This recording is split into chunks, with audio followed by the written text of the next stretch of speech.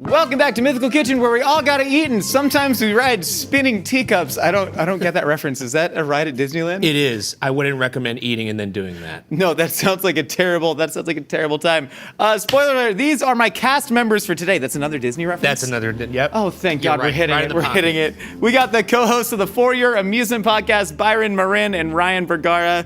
Welcome to the show. Thank you for having us. Of course, I feel like we got to run down our history before, because the only time we've met in person before this was at Disney World, and it was in the English pub that I don't know what it was called, because that was a very confusing day for me. Yeah, well, okay, I'm trying to remember what side of the World Showcase we started on, because if that was towards the end, I was much different. I think it was near the beginning. Were you drinking around the world? 'Cause We were drinking around the world. You and me both, brother. Okay, And so I were you at believe- the end of your journey, or were you at the beginning? I think I was at the beginning. I've never been before. Disney, everything about it scares me very much. And so I'm going to be handling the food of today. And so I'm going to need y'all to give me all the rest of the historical applications. We're pumped. I'm just happy I'm not hunting ghosts today. I was going to say, yeah, that's the other part of your career that I have no context for. But I mean, if we want to do like haunted Victorian food, I feel like we could rip that. I think let's stick with the churros. Stick with the churros. So what we're going to be doing today, we're going to be going back through 100 years of Disney food. I know Disneyland only opened in 1955, but we're going to go back to something that actually predates that influenced Disneyland. And then I'm actually going to do what is my modern twist on what these historical foods are. Something that I think could sell at the park today if they were to bring it back. All right, so Disneyland obviously opened in 1955, but there was another park that really influenced pretty much everything that Walt Disney did, including the food, and that's Knott's Berry Farm. That's right. What do you boys know about Knott's Berry Farm? A little too much. How much time do you got? We're on your time, dude. So it really, you can make an argument that Knott's Berry Farm was, would you say maybe one of the first theme parks They definitely tout themselves as America's first theme park, but that's kind of open to debate. It depends if you consider like Coney Island like a true theme park and not like a boardwalk kind of theme park. Then I guess Coney Island would maybe take that I've moniker. even heard arguments because Cedar Point, I guess, like technically still like existed as early as like maybe the late 1800s, but it really wasn't formed into a park yet. Yeah. That's kind of where the gray area is. Like where Knott's Berry Farm is. Yeah, if it started off as a berry farm, like it took so long to actually get to a point where there's attractions and stuff for us to consider it an actual theme park. Yeah, I think the first thing that Knott's opened that could be considered theme park-esque was like the Ghost Town, right? It was modeled after Calico. Calico. That's right. Yeah. But you actually will like this because the theme park started as a result of the food. So Mama Knott's had amazing fried chicken. They had a stand on the side of We're frying some chicken right now, baby. And they had a berry stand, and the line for that would be so long. It would be hours long. And so they thought, we got to entertain these people in line so they don't kill us. And so they were like, we should build some rides. And they built rides to entertain them while they waited for the chicken. And then the theme park enterprise actually started because of how good the fried chicken is, which it is really good. And I'm seeing you bread chicken right now, and We're bread and chicken right getting now. extremely excited. Growing up in Southern California, I always just I never thought about the berry farm part of Knott's Berry Farm. That was just the amusement park that we went to. We did field trips there every single year. But like without the cultivation of the boysenberry, Disneyland might not exist. I mean, surely it did and it would have, you know what I mean? But like as an agriculture nerd, that's a hilarious part of all this. And the fact that like Rudolph Boysen invented the boysenberry and then he fell through a fireman's pole hole while working at a fire station and broke his back. I didn't know about Dude, it's actually such a crazy story. And so like he Crushed had his this poisons. He crushed all his poisons. And then like he was cultivating the berry at a plant nursery in Altadena, and then the plant nursery owner died while Rudolph Boysen was recovering, and like all of his boysenberry vines died. And there was one USDA official that lived on the opposite side of the country that Rudolph Boysen was like, hey, you gotta check out this crossbreed of the blackberry, the raspberry, and the loganberry that I made. And the guy was like, cool, it takes months to travel anywhere because it's like 1917, but maybe I'll see it one day. And so he literally comes out to California and he tries to visit the nursery, and Rudolph Boysen is disabled and the nursery owner is dead. And so that's where Walter Knott comes in, is they basically went to Knott's Berry Farm and were like, hey, there's this incredible crossbreed of a berry that I think you guys should start growing. Walter Knott and Walt Disney, they actually were pals. Yeah. Walt went to Knott's Berry Farm before Disneyland was made and started to kind of like, it feels like it's told in secrets of like how much he was influenced by Knott's Berry Farm. Well, it sounds like Disney really doesn't want people to think that. Well, the party line that you hear from Disney is that Walt was going to Griffith Park and he was sitting on a famous bench and he was watching his girls on the carousel and thinking, oh, there needs to be a place where parents and kids could have fun together. Meanwhile, that already existed just down the freeway at Knott's Berry Farm, and he knew that because he'd been there. I mean, it's less than 10 miles from Disneyland. It is. I think it's 6 miles by way the crow flies. Like, it's crazy how close it is. Ryan, that's kind of like if, considering how many years I've known you, just like one day I just showed up, hey, like, so I'm thinking about doing this ghost show. Oh, that's crazy. If you said that, I would shoot you. And then I'd haunt you in your future investigations. Yes, that's what you call making ghosts from scratch. I feel like there's also a bunch of mutual respect there as well, though. Yeah. Like in terms of like the risk-taking aspect of Walter, Knott, and Disney, because I guess you even go back to the start of Knott's Berry Farm, it's kind of Depression era, and it didn't make a lot of sense to double down and buy extra land, and they like bought double the amount of land in like the peak of that, I believe.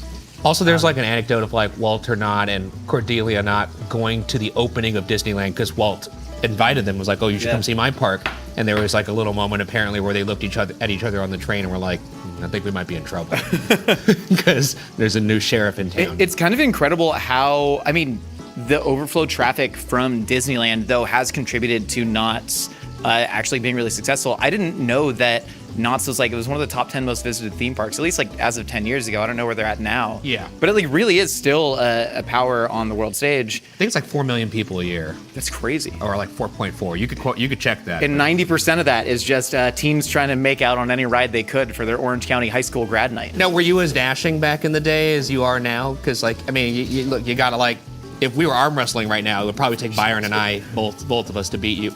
We could probably take you. Rewind to like what, college days? What, you're a UCLA guy? Or? Yeah. Okay, right on. So like we rewind back there, would we have a fighting chance? Okay, so in college, I was this would have been senior year of high school. I would have been about 70 pounds heavier, and my bench was about 100 pounds more than it is currently. I was a Division I shot putter. You were a shot putter? I was a shot putter. That's what I did. Big berries. I ended up with very big berries. What's the noise you made? It changed, and it was influenced by my best friend. I switched to his grunt. He's actually an Olympian. He's a Greek Olympian, and when he throws, he goes like, "Oba!" And so it kind of hits like the Oba, and I was like, that's so cool, and I'm not Greek, but I started doing that. Yeah. When I switched to hammer throw, so I'd release to be like, "Oba!" and kind of stomp. But it used to. It does help you throw farther, right? It does. It's like, I know, like, there's a new Dodgers pitcher named Roki Sasaki. He's a young Japanese kid, and his grunts are extremely high pitched. They're very funny. Can you imitate it? It's like, he sounds like he's throwing a Pokeball. Super Smash Brothers. It's like Kirby or something. Yeah, it's really good. It's like Link from Super Smash Brothers. Yeah, like a Link. There's the thought that Rudolph Boysen was the one who actually bred the cross of the 3 distinct berries, but then there are some people who think, and this is like internet lore, that he actually just found it in a dead guy's backyard. Like the details are very hazy, but apparently was it not Walter Knott finding it in his? Because that was kind of the thing that like the boysenberries were kind of on these dilapidated vines in this dead guy's nursery in Altadena. Yeah, maybe that's what it was. That Boysen stole it from a dead guy. Well, they think that like he was like, it was a neighbor or somebody, a friend, and they'd passed away, and then he went over to the house, and then in the backyard, they're like, oh, weird. It's really sad that he's dead. Look at these berries, though. And then it was like, I can make jam out of this, and then eventually make a log ride for kids to make out on. And saw this up. I need to tell you guys what we're making, because I'm pretty excited about this. I've never made this before. That's why I'm just kind of riffing right now. Well, you don't want to hear that from the chef, but I think you do. I do, man. That's the one thing I do want to hear is, hey, man, this is an experience for all of us. So we're making a habanero boysenberry spicy chicken sandwich. Oh my God. Because they've done a lot of like fun boysenberry meat fried chicken. I think they have boysenberry wings on this year's menu. Sometimes they have alligator bites, which are really good. So what I'm doing is I've taken some boysenberry jam, which I grew up on Knott's boysenberry jam like in diners. You'd go to like a local IHOP and they have the Knott's boysenberry jam. They were bought by Smucker's recently.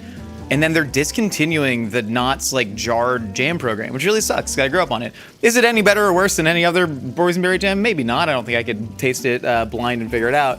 I'm gonna kind of coat this almost like Panda Express style of just like trying to get some of that sugar into that coating. How do you guys get anything done here? Smelling all this just looks so good. Oh my God, this is getting me so excited for Friday too. I gotta say though, I do It's enjoy the the juicy appetizer. exclusive aspect of the Knott's jam just getting sold at Knott's. No, that is nice. That you Sorry, can- what was that term you used? Juicy exclusive. That's a Ryan term, actually. He's used it for a lot of the attractions that we cover on our podcast, where it's like an attraction that's only at one particular park as opposed to getting cloned all over like so many attractions are I nowadays. respect that. It's just nice to have a juicy exclusive because then it's like there's a reason to go to that park. I don't like that they're like trying to make everything like, you know, like treating it like toddlers that everyone needs, you know, you get a Tower of Terror, you get a Tower of Terror. If we have everything here, then there's less of an incentive to go to, Florida or the international parks. That's true.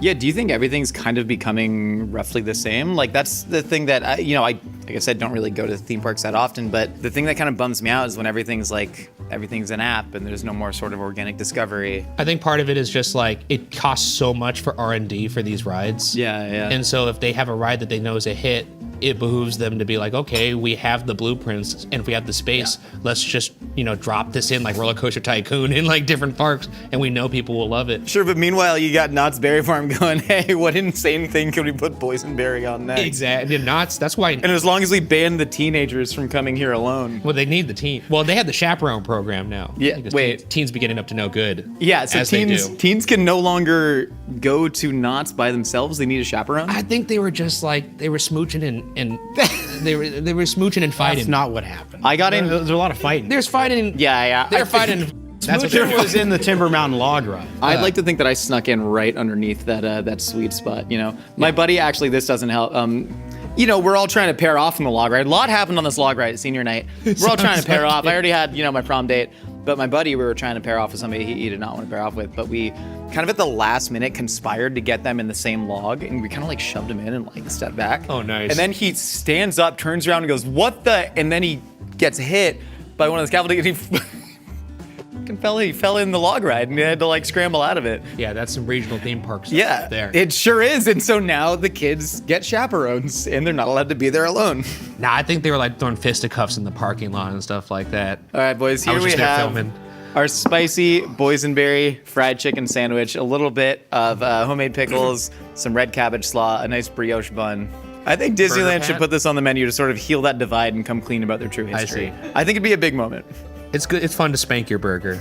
It really is. It really is. Not a euphemism. I mean. Cheers, boys. Hey, to spanking our burgers together at a Disneyland Family Park.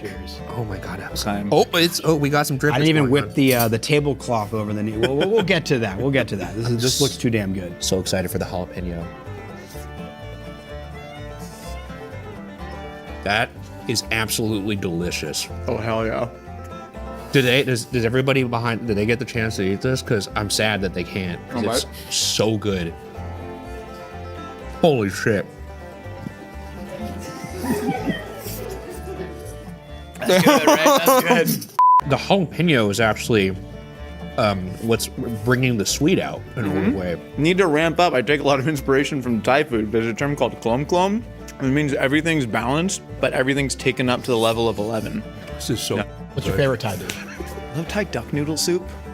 It's really great. Khao soy is great. I was gonna say Khao soy, toast soy. I had once in it was like Chiang Mai up in the north. Oh, hell yeah. Originated. That's where it's from. He's a big foodie. No, I'm not. Stop saying No, I'm that. not. Dad, stop. He actually has things to say when he eats food. I'm like, good, eat food, put mouth. This is really delicious. Y'all got any guesses about what's going on? I could smell it. It does I feel like we're jumping for a lot further in the timeline now, right? Well, so we're jumping up to opening day. So this is coming from okay. one of the opening day restaurants. We're talking Casa de Fritos, 1955. Pretty much every restaurant that opened with the Disneyland park was sponsored by someone. There was like the Chicken of the Sea, pirate ship that was making like a dietetic tuna salad. There was the Carnation Yeah, Creamery. Disney didn't have the bandwidth to. They're focused on getting the aesthetics of the park right, the feel of the park, and of course Yeah. all the attractions. So yes, they had outside vendors / sponsors kind of work the the restaurants. And what's crazy to me is like how new some of these things were. Like Fritos, I think they only started making Fritos in 1947, and then Cheetos came in 1949. C.E. Doolin is the guy who he literally bought the recipe for Fritos from a Oaxacan line cook named Francisco Olguin in San Antonio for $100. Oh, wow. And then turned that into now a multi-billion-dollar company. But Casa de Fritos was their way to sort of like advertise all their weird little IPs that they had at the time. They had like the Frito Kid was their mascot, and like, but a lot of it was also a lot of people's, especially tourists coming in, their first impression of Mexican food in America, because it was a lot of Mexican food actually had to sort of hide itself as Spanish food before then. And so this was a kind of like big moment where it was very Disneyfied. And the thing that we're actually making today, the taco in a cup, aka the tacup, which was actually patented by C.E. Doolin at Casa de Fritos. I can smell it. It smells very good, though. Yeah. So the original tacup was just filled with like refried beans, taco seasoned meat, and then, you know, topped with some sour cream. But I think there's a way to sort of modernize this, and the way in is with Frito-Lay's most popular product, Doritos, which were also invented at Casa de Fritos. Yes. You guys know the Dorito lore?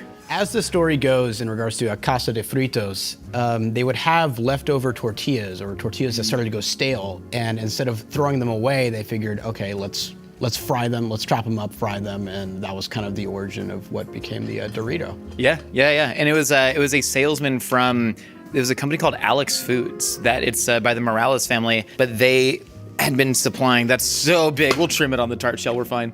But they'd been supplying Casa de Fritos with all the tortillas and a lot of their specialty Mexican products. You guys ever go to the grocery store and it's capital XLNT brand tamales? They're like in the random refrigerated, they're next to like the creamed herring now in the grocery store. No, and you're like, never who's heard of going this. here? It's this insane relic of the past, but they were some of the first, this is from Alex Foods, the same company that supplied Casa de Fritos. They were some of the first like mass tamale makers in America. So it's kind of this like legendary food company, and one of their salesmen apparently was the one that went into Casa de Fritos and was like, yo, if you don't want those tortillas to go bad, you can just, you know, fry them, salt them, give them out to people. And then C.E. Doolin, the owner of the restaurant, caught wind of that and was like, we can turn this into a product. I'll tell you who's not a mass tamale maker, my family. You're a mass tamale eater. I'm a mass tamale eater, but we stopped making tamales a long time ago because we're a lazy Mexican family. Why'd you stop? It takes forever, man. It really does. It really takes a long time. Have you ever done it? I have. I mean, I'll spend so much time making food just because it's like my hobby. So I'm trying to take the masa and I'm trying to shape it around this tart shell. So he created a mold for the tacup that is now in the National Museum of History. Wow. And it never quite took off because it did leave the menu in the 70s. But a lot of people think this might have been like the precursor to the modern taco salad. Yeah. Although there are several, oh, we're fine. We can just put that around it. But there are several like regional Mexican foods that are similar looking to the tacup or even the tostada salad. Putting the tart shell. Oh, shit. So I'm gonna try and just kind of press the masa out on this tart shell and we're gonna drop it in the fryer.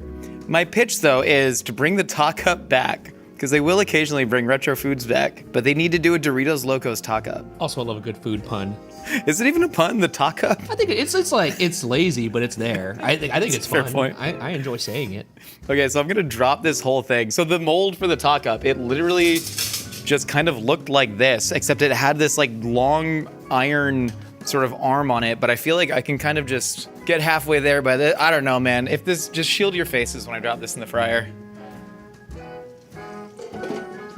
Okay, cover it. All right, so we successfully have some tacups here, and now is for the Dorito-ification of it. We made our own Flamin' Hot seasoning and our own nacho cheese seasoning. You guys want one of each? I would love that, yeah. Hell yeah. Okay, let's see if this works. This is so violently red. It's so hard to get all of the geometry of this. Oh my god. Oh my god. Okay, so we got... How'd you make the powder? So it's a lot of citric acid, a lot of cayenne pepper, a little bit of habanero powder, onion powder, garlic powder, MSG, buttermilk powder, a little bit of cheddar cheese powder, and then all of that red food dye in there. And then a little bit of maltodextrin to stop it from clumping up. It looks really good. Oh my god, that burrito smells so good. So we stewed this down for about 4 hours using all short rib on it. And birria was not part of the 1955 equation for this. No, it certainly was not. See, we're tying it in with the modern age of that's exactly Disney this. culinary work. This is your pitch. You're like, they got the birria already. You guys were talking about how like a lot of Disney food is meant for the gram. We're certainly going to be doing one of those later today that I am very dubious of. But come on, what's more Instagrammy than a flamin' hot quesabirria taco? Let's see how this works. Holy crap. So I'm hoping that the birria consomme actually kind of gets like trapped in there a little bit, and it's almost like... Josh, what are your thoughts on a consomme in regards to like how they sell it at like food stands? Dude, I love it. Give me consomme in a plastic cup, and I'm so in. How much do you take home with you every time though? Because like my issue is like, 'cause it's always an upcharge to get the consomme, right? And then I have like It's only like $3 I have like sometimes. I have a gallon left over. I'm like, is that like soup for later? Or? I guess that's true. Sometimes I'll drink it. I drink it. I exclusively drink it, in fact. Like a little freak. Okay. All right, we got our Flamin' Hot. We got our classic nacho cheese. Nacho cheese, second ever flavor of Doritos. First was taco. I gotta ask, do you guys intentionally like get the vents to blow all these amazing smells like in this direction? Because I swear, every time you like take a lid off or working on something else, we just get this big waft, this big preliminary waft. It's like we're getting the Main Street experience. It's very Disney-like because they pipe in smells. What? They're like, if you're ever walking down Main Street, you're like, God, that popcorn smells heavenly. It's because there's like, they are piping in that smell. Wait, outside? They pipe outside smells? Yeah, that's right. How do they get the air? I don't know how science works either. Disney magic. Well, they do moving people by sight lines. They'll usually have things like every land needs what's called a weenie, which is basically, it was a term that Walt used for his dog, that he would have a weenie in front of his dog and the dog would follow the weenie. So funny. And so a weenie on Main Street is the castle, because everyone sees the castle and they're like, oh, I'm gonna move towards the castle. Or a weenie in Tomorrowland, you could be in Matterhorn, or Big Thunder Mountain over in Frontierland. Oh look, what's over there? And what's that smell? Popcorn. Where's my wallet? Yeah. And we got our That's weenies. the Disney magic. It gets you to pull that credit card out. And we got our weenies today, boys. We have we our certainly taco-ups. We have our nacho cheese and flamin' hot birria taco-ups. This is like the greatest day of my life. All right, hold on, because we need to get a lime wedge. Where are the knives at, V? Can I get a knife? Yeah, I got you. Where am I? Ooh, that's a big knife. Yeah, try to get it out. Ugh. Hey, V, can we hurry it up? Variant. All right, fine. Josh, I got you a knife. I also found a sword in a stump, but I couldn't get it out, so I grabbed you a scroll A scroll? and this t-shirt. She's found a scroll. What saith the scroll? Though a sword may give you strength, the only way to win riches is to find the golden tea of mythicality. 3 lucky people will win a total of $50,000. Go to mythical.com to purchase the golden tea of mythicality. If you get the gold, silver, or bronze shirt, you will receive riches. Riches. Riches! Must be legal resident of US or Canada, 18 years or older. No purchase necessary to enter or win. Sweepstakes runs from May 4th. That's 12 a.m. PDT to May 8th, 2026, 11:59 p.m. PDT, the year of our Lord. Terms and conditions apply, void where prohibited. Visit mythical.com for official rules. Rules. Riches and rules. I think a lot of the Disney food, it's meant to be kind of like handheld unless you're at a sit-down restaurant. This is a tough handheld one because this is going to get everywhere. No, this is gonna be explosive. I don't even know how to eat this. Are you starting with Flamin' Hot or are you starting with Nacho? I'm going to start nacho. Okay, I'm gonna go Nacho then. I'm trying to decide, do you kind of sip it a little bit? Consomme's good. Holy shit. Oh my God. That was stupid. It's really good. Oh my god. I got Flamin' Hot. I got to rip this on it. Yeah, that's. Oh wait, are we going to Flamin'? We're moving to I'm Flamin'? going Flamin'. I'm going Flamin' now. Yeah, if they served this at the park, people would wait 3 hours. This is insane. People are waiting. Come with me as we're trying Disneyland. But except really good. Like actually good. People be waiting 2 hours for a popcorn bucket at Disneyland. Are there lines like that? Yeah. I'm scared, man. Especially if there's a Figment bucket on it. If there's a Figment bucket on the line. Now the question is, can you get it at this quality for thousands of people every day? Because I feel like that's the struggle with. Oh yeah. I can do it. Oh my God. I don't know if they have it in the budget to produce, 100 chefs of Josh quality here. It's almost too much, especially with the habanero. That was my fault, though. I put that on there. I'm gonna try that actually. Dude, that's the bite. Is that your catchphrase? Wow. That should be your catchphrase. What one? That's the bite. That was good? Yeah. Cool. It's like emerald. You sure you don't want it? No, you got it, man. The good news is, we got a sweet treat coming up next. Okay. You guys ready? All right, let's do it.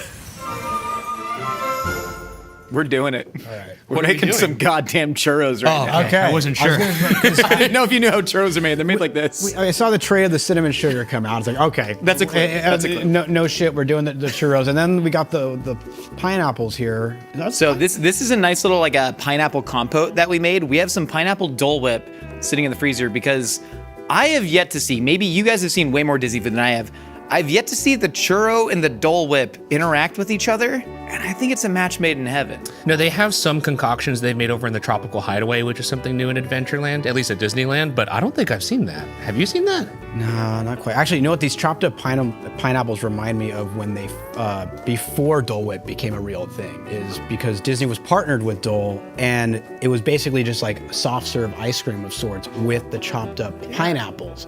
And when they tried to bring that over to Florida, that didn't really work too well with the heat. Yeah, So correct. they kind of worked with Dole to kind of create what is now Dole Whip. Yeah, they literally worked with like Dole's insane food science team. They basically put all of their best food scientists on like, how do we make a very stable pineapple flavored product that's super unique for Disneyland? And I think it was 1983, the Dole scientists down in Florida figured out the process of Dole Whip, which is like non-dairy frozen pineapples blended with like a very stable coconut cream. And that's how we get that treat today. What we're doing now is we're gonna make giant foot-long churros, which are very unique to Disneyland. And then we're gonna split that open like a hot dog, fill it with Dole Whip and a nice little spiced rum pineapple compote, You're a madman. and eat it like a hot dog. I think it's gonna work. If this doesn't work, they're gonna put you in Disney jail. God, wait, what do you know about Disney jail? I've only heard rumors. We almost saw someone go to Disney jail once. We did. We watched them disappear, but we never got watched- to see we behind watched- the door. Wait, you watched someone get disappeared at Disney? So you know Epcot, right? Actually, Yeah. you know what? It may have been the same day we ran into you. We watched them disappear a woman. Was it me? Was it my wife? No, We drank a lot, but like we were fine. No, we were in line for the Frozen Ever After ride. These were very much tourists. Okay, gotcha. And it was gotcha. these two people that tried to sneak to the front, and then they stopped them, and they're like, "You can't do that." And they were like, "No, we're gonna do that." And then the Disney cast members to are be fair, like, it was the wife really wanted to do that. Well, It they seemed were like it trying was to one of tell like, This her. is our last ditch effort. We are getting on this ride no matter what. they gave her a And warning. They're like, the "Lady, husband's cut your just losses." Like, please, no, please. no. And she like pushes through, like, they have like the little like revolving doors Yeah. that keep you behind the line and everything before you board. She pushed right through those doors. Which I didn't even know was possible. And the husband's standing on the other side, like, no. And she's like, get in this boat, get in this boat, get in this boat. God. And then we were the boat that got in right behind them. And of course, this is in the Norway Pavilion. And like as the World Showcase goes, it's like they bring people from those countries to actually work the pavilions. I and lefse there. and the attractions. Yeah. So you have, these Nordic cast members like yelling across. They're the very queue at each polite other. people generally, too. Yeah, no, but this was not it. This was you got a little slice of something different this time. So we get in the boat. Ryan and I are thinking, oh man, like they're gonna go through the ride and we're gonna see them go to Disney jail. Like, I couldn't wait. I thought I was gonna come They're- back and they're see 10 like 10 Goofy seconds with a knee behind in her us. back or something, and like putting the cuffs on her, and unfortunately she was As just. soon as we got back, they were completely gone, and there's like a cast member door and like a long hallway that's right at the exit, and we knew they're on the other side of that wall, but they gone. Where are the Disney black They had like a sites? 10-second window to get them away from us, and they did it. Do you remember that scene in Texas Chainsaw Massacre when he like drags that guy in and he just shuts that giant like silver door and it's like.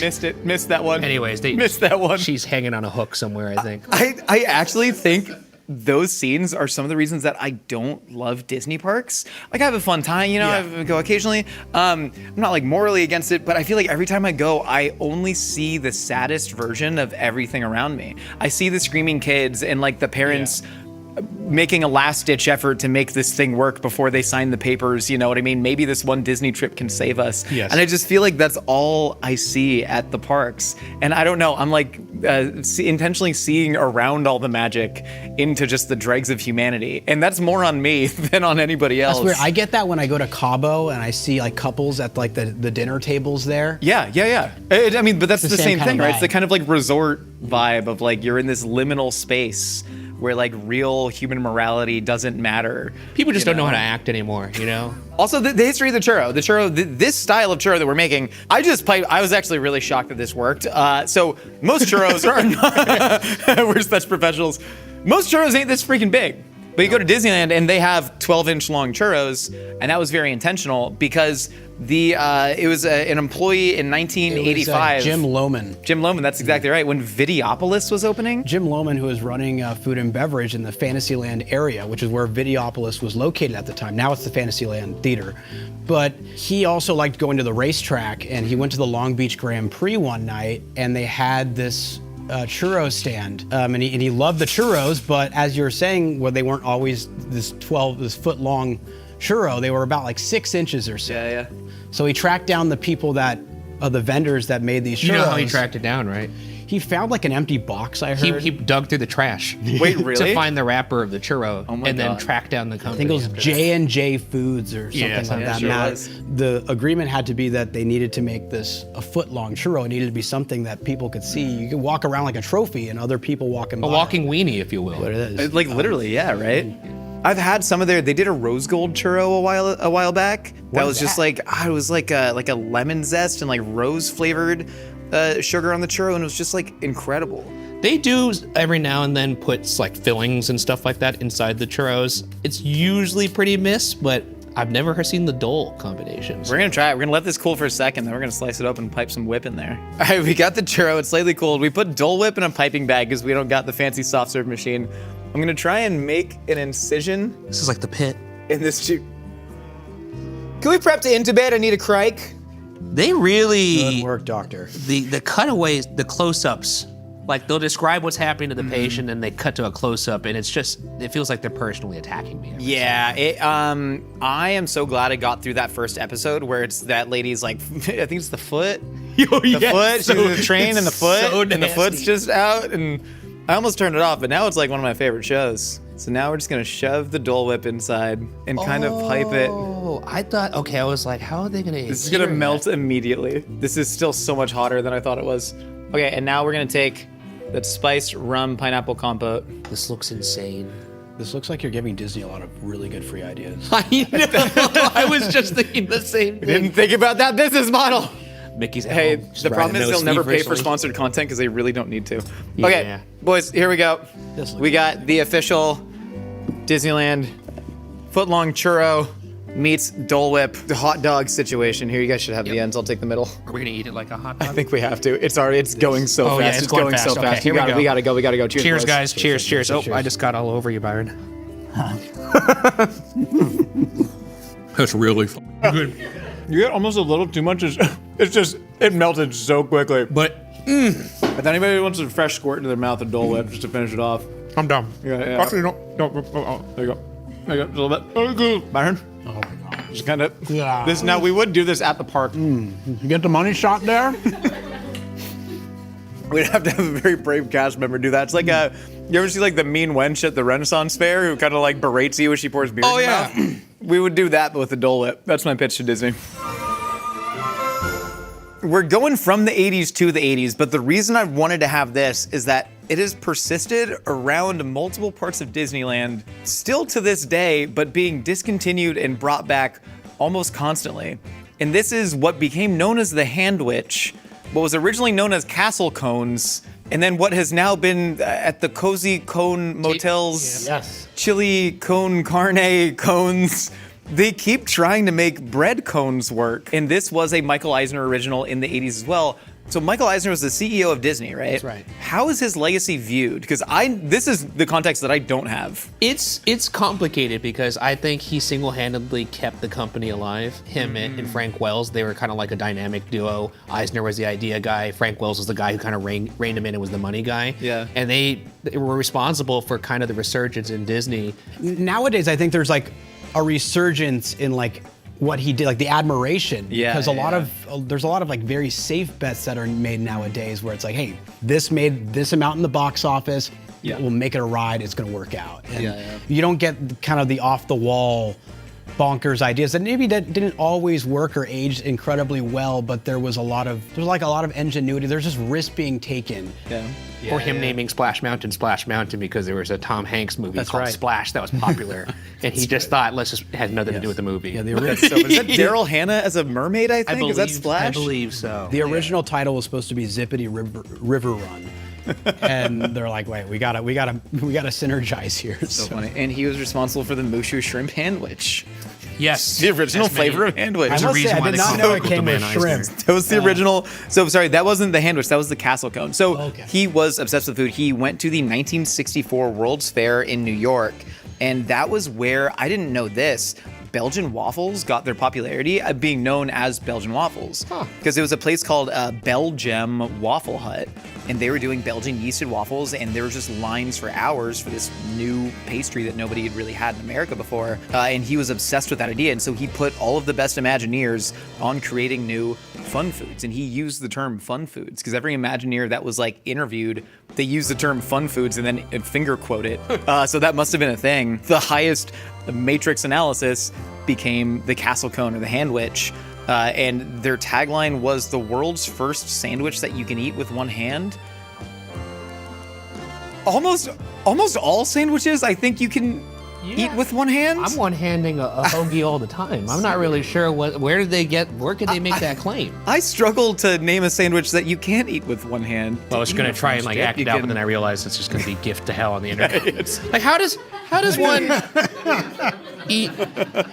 I saw this and immediately went, "Oh, that's kartoshkalach. I see. This is kartoshkalach." Obviously, you look at Obviously, I this. know This what that is is. the Yeah. Kartoshkalach. Come on, kartoshkalach, Sure. kartosh, Rolls chimney, right off the kolach, tongue. cake. I'm not gonna lie, when I first saw these little tinfoil cones come out, I thought we were entering some sort of Disney conspiracy segment. I'm very relieved This to is see that Disney is a doing handwich. Hungarian propaganda. But I went to the Cozy Cone Motel and I saw that they had these cones that they were filling with chili, and I immediately went, "Oh, I've seen that before," because in Anaheim there's a bakery called House of Chimney Cakes that is making Hungarian chimney cakes, which is this exact technique. And so this is like a traditional Slavic or Hungarian dish that they like then turn, they Disneyfied, similar with the tack-up. And so that's why my pitch is they get back to their Hungarian roots. That's why we're making handwiches, but filled with chicken paprikash and nokedli, a typical egg and potato flour dumpling. I mean, this is the first one where I haven't had a version of it at the park. So you never had it? No, because people when they over and get the cozy cones, I'm like, you're out of your mind. That's it's- that looks like the most demented thing I've ever seen. Yeah, because they're mostly mac and cheese based now, right? They are. They're filling them with mac and cheese and fried chicken. Ironically enough, the closest thing I've had to a handwich is the macaroni cone at Epic Universe. Oh, interesting. Those are super popular now. Weird. Because we're I not think just Universe Disney is- guys, we're that's- theme park adults, not Disney adults. There's a difference. So don't come at me in the comments and be like Disney adults. We like theme parks, all right? Yeah, we did have a comment once on one of our videos that said, "Eat shit, Disney boys," because they were like a big Universal fan. And they always That's thought we were unfortunately a favoring really them. funny comment. Oh no, I we wanna were see you do a dying. We shirt. were, I think it'd be funny. Eat shit, Disney boys. Wait, I think when we ran into each other at Epcot, I think were you going for the Epic Universe We were there preview? for the media preview. That's right. Did you see Mark McGrath from Sugar Ray perform? We did. yes. Yeah, I went multiple times. Yeah, I was there in body. Yeah. That was at the end So of a was long Mark day of McGrath. drinking. Yeah, dude, that guy was great. By He the way. really was. I unironically love Sugar Ray. Same. It was amazing. They've really embraced like where they're at currently in their career, and they. You just lost a cone. Don't worry, I'll eat the one that fell on the floor. We have our 3 kartosh kolachi, or handwich cones here. I'm gonna fill them with. We've made nokedli, also very similar to a spätzle if you're Okay. German. And we're just gonna fill that in the bottom. That's kind of gonna be like the chocolate in the bottom of the ice cream cone that sort of like plugs the hole. Gotcha. And then we have chicken paprikash. Have you ever had chicken paprikash? I have not. Have Oh, you? it's such a lovely stew. Maybe unknowingly, but I see. And I think this can really sell in the Florida heat. What have you done? You know, you can be like, come on, imagine you're looks crazy. Imagine you're a kid walking around Videopolis. You know, is this leaking through the bottom? We'll figure that out. You're walking around Videopolis, you're watching Captain EO, and you go, hey, do you want a bite of my chicken paprikash filled kartoshkolach? Who's gonna say no to that? Yeah, man. You know? Okay, a little bit of sour cream. Can't have paprikash without sour cream, you know that. It's right on top. And then we're gonna hit it with just a little dusting of Hungarian paprika. This is imported. This one's just for me. This one's just for me. oh yeah, are we getting the Doritos? This dust one's just for again? me. And then some chives. Again, I mean- you're a teen. It's 1987.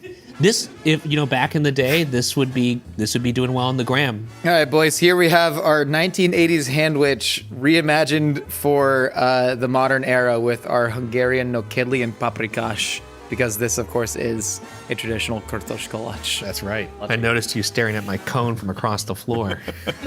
Sorry, it's dripping.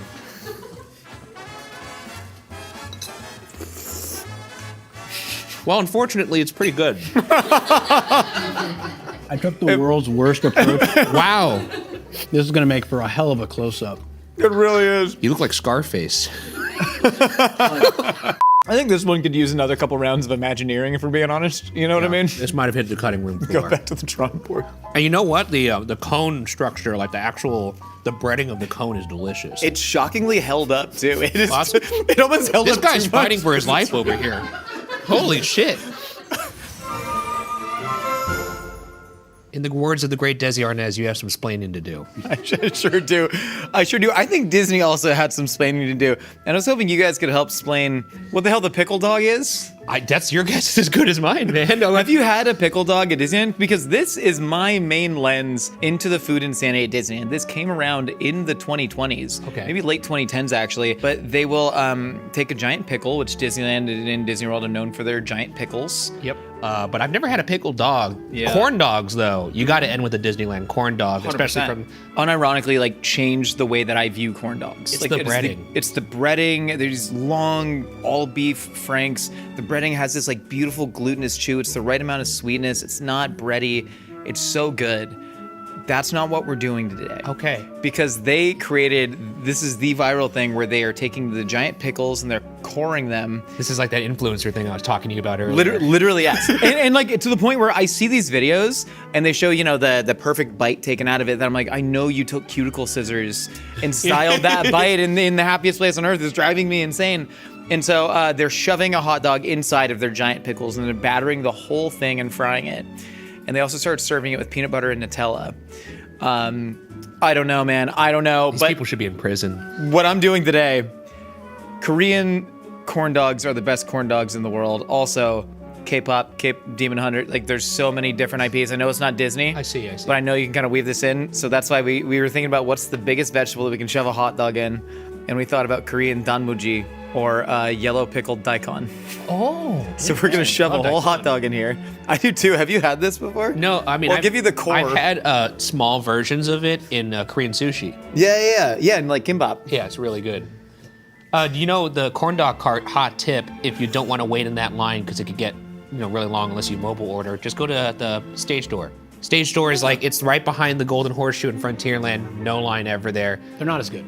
Oh my God. Okay, some people claim that they're not the same corn dog. Oh, this is extremely. A gift from the kitchen. Wiggle that around as you explain this, please. The saddest thing I've ever seen. What is stage door? There's a time and a place for stage It's door. a quick great. service restaurant in behind Golden Horseshoe, and it's the same corn dog. People claim it's not the same corn dog as the one on the main street. We heard it from Disney themselves. It's the same corn dog. Look, the placebo doesn't hit as hard, all right? Okay. The Well, little you red wanna- wagon on Main Street. You go wait 25 minutes for a corn dog on Main Street, and I'll get on Space Mountain with my corn dog. Or what is going on? I overshot it. That's extremely So satisfying. they dip it in the batter and then it goes into panko batter, which I think is interesting. And they gotta move really quick. So you to tried keep to this replicate moving. their batter. Yeah, we're trying to replicate their batter, and this is their process. They put it into panko, and I don't exactly know why. May I And smell the now- batter? Please. This is Disneyland's battering process for the Smells really good. pickle dog. They go from a batter into the panko, and I think the panko just adds an extra protective layer. Can I bite this? Oh, absolutely. Yeah, that was for you to eat. Sorry. Should have specified. That was Would you like to? You know, For science, I'll do it, I guess. I don't think you're not gonna like it, Byron. I know you. You're not gonna like it. My roommates had to put a ban on me pickling daikon in college in the house. That is a thing. Yep. Byron's been trying to cut down on his vegetables. Doctor's order. Well, boys. Holy my shit. God. We got our corn dog. I'll take the one that kind of split. Wait, well, actually, I'm going to garnish it first. So since this is a Korean-inspired corn dog, we're doing a little bit of gochujang mayo right on top. You know, this is course number 5, right, Josh? But yeah, typically you do either a dessert or a cheese plate at this level in a meal. Not today. Well, I hope you enjoy getting no work done for a week, because this is gonna put you out for a while. I feel like I just need to hop in a bath after this, just kind of like reset. The weight. Do we gingerly touch our tips? I mean, do it quick, because this stick is about to snap in half. This is I don't crazy. know how to do Look it. at, I don't know. Ryan, Can make you it cleaner tell than the like last, the force that's being like this thing is a goner? I need a knife. Hold on. Holy moly, I gotta knife it. dude! I got a little bit of the pickle, a little bit of the dog, but mainly breading. So I'm going to dive in again. Okay, wow.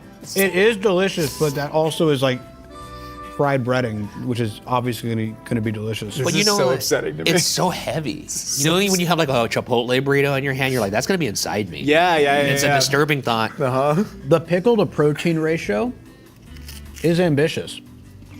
Okay, can you like pixelate this like Japanese porno? And Yeah, so you don't see my mouth? We honestly do that for most of the stuff we shoot. All right. Oh my god. No, it's not gonna work. I've never had combination of flavors before. It's not bad It's though. not bad. When we first thought about doing this, we're like, okay, surely we'll take the pickle dog, we'll shove the hot dog inside of another giant pickled vegetable. So few options of giant pickled vegetables that a hot dog can get shove its way into.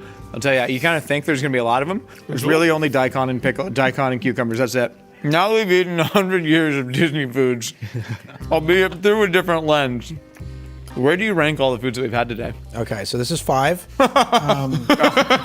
Hey, one of them had to be.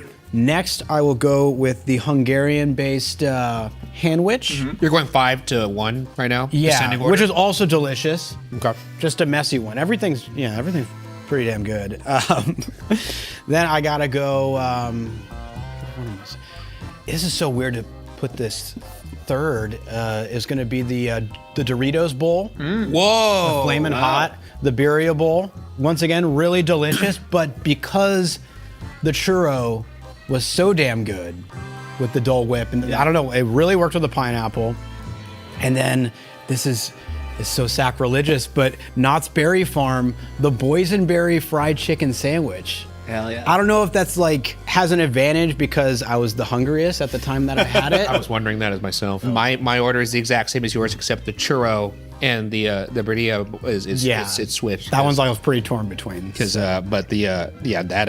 that boysenberry sandwich was crazy. Dude, hell yeah. Truly, guys, thank you so much for coming. This was Thank the you. time of my life. This was a huge pleasure to be here. Thanks for having us. Hey, this is delicious, man. Thank you. Everyone, check out the For Your Amusement podcast. You got anything else to plug? No, that's pretty much it. We're covering rides there every episode on Tuesdays, 9 a.m. on YouTube. YouTube.com/@FYAPod. They make you put the at in front of it now. But no, we're having a blast over there. So if you like theme parks, not just Disney, head on over. And if you like taking things way too seriously, well, we are the channel and the podcast for you. That's right. So. And feel free to comment, eat shit, Disney boys. Yeah, well, that's mostly been It's me. our favorite. That's mostly been me. We'll for the upload last the hell couple out of weeks. Yeah. Golden Tea of Mythicality is back. We are giving away $50,000 in cash prizes this week only. Grab your tea for your chance to win at mythical.com.